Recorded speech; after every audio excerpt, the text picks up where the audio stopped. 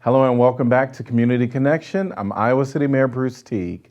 Next month is Women's History Month, and on March 8th, we will also celebrate International Women's Day, a day for recognizing the achievements of women and to advocate for women's equality. In honor of the holiday, the Johnson County chapter of the United Nations Association is holding their 19th annual Night of 1,000 Dinners. As we've seen many do in the last year, the organization has had to rethink how they will celebrate during this pandemic. So here to discuss how the events will go this year is Barbara Eckstein and Jerry Anthony. Thanks for joining me. Thanks for having us. Thanks for having us, Mayor Teague. Super excited to have you both here because I want you to tell us first off a little bit about your organization. I'll let you start, Jerry. Well, we represent the Johnson County United Nations Association as a local chapter of the United Nations Association of the U.S. It's a nonpartisan, non-governmental membership organization. We're basically a booster club for the United Nations, and we encourage the U.S. to be a constructive leader in the United Nations. We have been around since the 1960s. So for a while now, we have about 100 members, give or take a couple. So Barbara, tell us, what is the Night of 1,000 Dinners? Oh, thanks for asking. So this is our annual principal fundraiser, and we've been doing it for a few years. It has a really interesting history, I think. It started as part of a national campaign to raise money to address the removal of landmines around the world. And that cause was served in that particular year. But since then, we've kept the title and used it to raise money for different causes that address UN sustainability goals. So this year, just as we are talking now, it will be a Zoom event rather than an in-person dinner, which it has been in lovely settings in the last few years. Now, last year I was a part of the in-person event, and it was on the brink of COVID. So we knew COVID was around, didn't quite know the precautions. You know, there was no directives at that point. But it was an in-person event. It went over well. The food was delicious. But how will it be different? I know that you mentioned it'll be on Zoom. Is there any other COVID-safe pandemic things that you'll do? So this is going to be a virtual event via Zoom, right? As you know, as Barbara mentioned. But this year, because of COVID, rather than feeding ourselves, we are geared towards feeding people who are affected by the pandemic. And so there are a lot of people in our communities that are really affected. So the event will feature, there will be presentations and performances. So first we'll have a presentation by the Oakdale Community Choir. We'll have the International Academy of Russian Music, Arts and Culture presenting. We'll have a reading by an Afghani novelist who participated in the UI International Writing Program, and a dance performance by a dance group called Iowa Andhi, which is a student dance group. So no food to feed ourselves in a restaurant, but lots of other kinds of foods, cultural foods to stimulate our minds.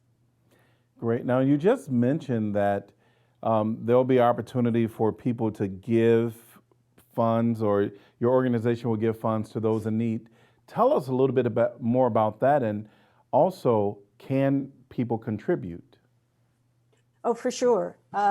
So the money is going to 3 food banks in Johnson County and the World Food Program. So we want to raise as much money for those folks as possible. So we would be delighted if listeners would either go to eventbrite.com and search for Night of 1,000, the numbers 1000 dinners, and buy a ticket there for $25, and we will send you the Zoom link. Or you can write JCUNA and send them a check addressed to JCUNA at 308 East Burlington Street, number 245, Iowa City 52240. Either way would be fantastic.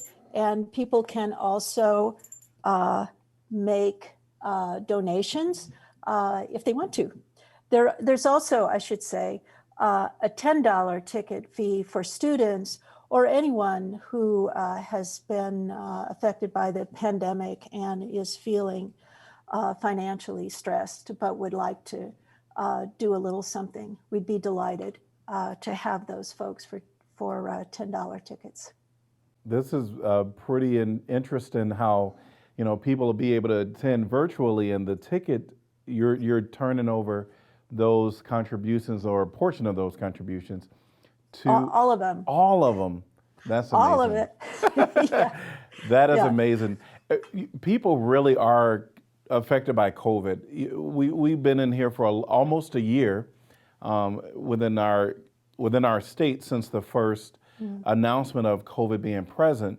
And of course, since then, we've seen a lot of people have some challenges, especially when you're talking about the loss of jobs, the loss of income, even being affected by COVID when you have to take 14 days off, 10 days off, whatever the recommendations are. There are some challenges. And so I really appreciate you all recognizing that the opportunity to give back during COVID. So thank you for your work there. Really appreciate it. Mayor Teague, I want to take this opportunity while you're thanking us to thank the city for all the efforts to advertise and communicate about this event.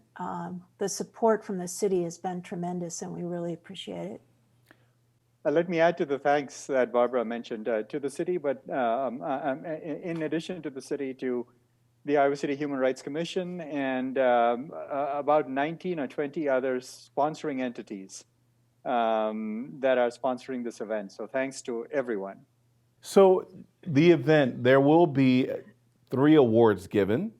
Can we have a sneak peek about what the awards are? And can you tell us who's going to be the recipient of the award? So the 3 organizations that we are honoring with awards this year are groups who are founded by, led by, and or serving women. So it's the focus is on organizations that are helping women. And we have selected 3 organizations. One organization that has been around for a very long time in Iowa City, Johnson County, helping women. And 2 organizations that are of more recent vintage, but are doing a commendable job. And we want to, on the one hand, recognize this old group, and on the other hand, shine a spotlight on these 2 new groups that are doing commendable work. So the 3 groups are the Domestic Violence Intervention Program. Its work, really lines up with the UN Sustainable Development Goal number 3, which is good health and well-being, and goal number 5, which is gender equality. And the two recently founded groups are Houses into Homes, that works towards helping families get furniture for their houses and make them comfortable homes to live in. Their work corresponds to UN goal number 1, which is reducing poverty, and goal number 2, which is reducing inequality. And the third organization that we are awarding this year, recognizing this year, is an organization called the Sankofa Outreach Connection, which is a group that helps connections between women of color with each other, but also with resources in the community.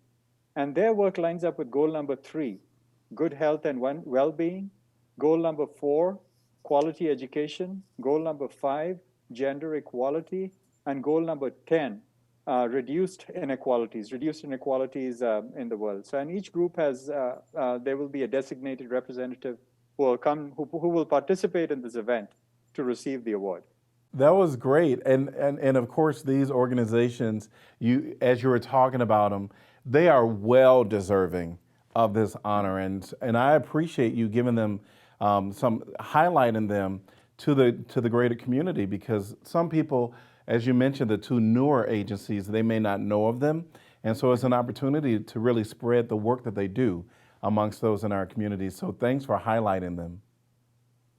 I also wanted to say that Jerry mentioned that these are all organizations that have a certain focus on women, and this event, Night of 1,000 Dinners, has been for a number of years now focused around International Women's Day, which is the 8th of March.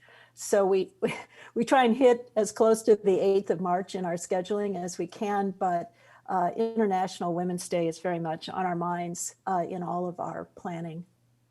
Well, and I'm going to be doing a proclamation because Women's Month is in March, and we certainly want to celebrate it. Absolutely. Thanks to both of you for being a part of today. Can you anything else you want to share with us today?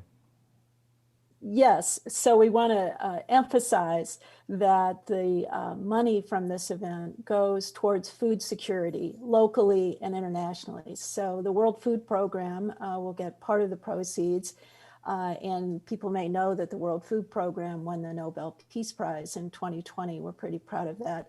And the rest of the money will be divided among the food pantries in North Liberty and Coralville and community in Iowa City. And let me add two thoughts that came to mind as Barbara was saying this. The first is during our event, Zoom event, there'll be a short video on women leaders worldwide, women across the world who've provided great leadership for their communities and countries. The second is for everyone who participates, we have a drawing for gift cards from local ethnic restaurants. And the three ethnic restaurants that people would be able to use these gift cards are the Oasis Falafel, India Cafe, and China Star.